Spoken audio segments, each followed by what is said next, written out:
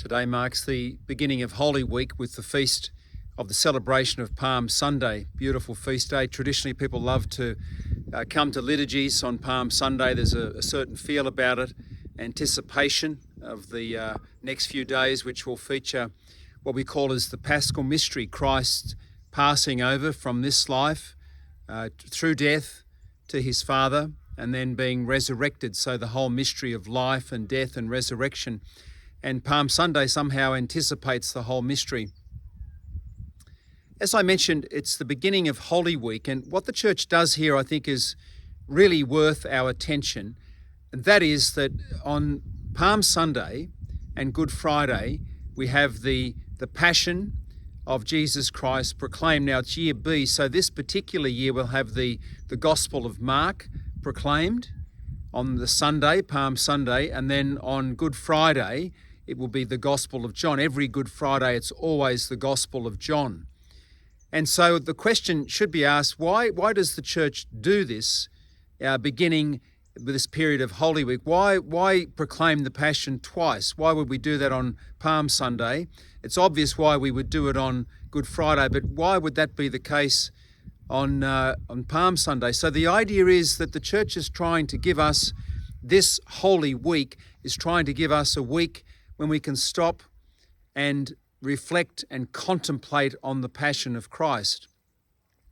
I suggest a very good way of doing this is by thinking about what they call the spiritual exercises by St. Ignatius, who was the founder of the Jesuits. He developed a 4-week retreat, which is known as the spiritual exercises. And the first week is all about contemplating the mystery of how God has created us, and then the mystery of our sin, how we turn away from God. The second week deals with Christ's public ministry. The third week deals with his passion. And of course, the fourth week, as you can well guess and imagine, deals with the resurrection of Christ.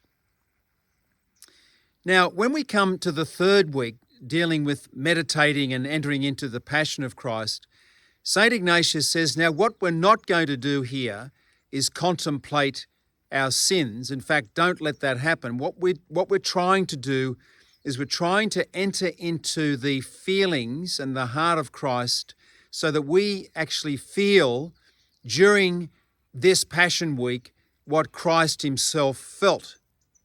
That's the idea. So we contemplated our sins in the first week of the retreat.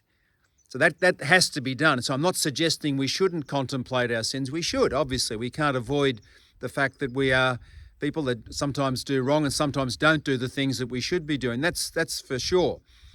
But I think this week, a Holy Week, what we want to try and do is to enter into the mystery of how Christ felt. And how did he feel in his abandonment and the suffering that was coming? How did he feel knowing that his death would then lead to the forgiveness of sins? And then how his death then would lead to a glorious resurrection, being not only dying on a cross, but then being raised from the dead by his Father, that unique moment when the Father and Son are one. It's an amazing event.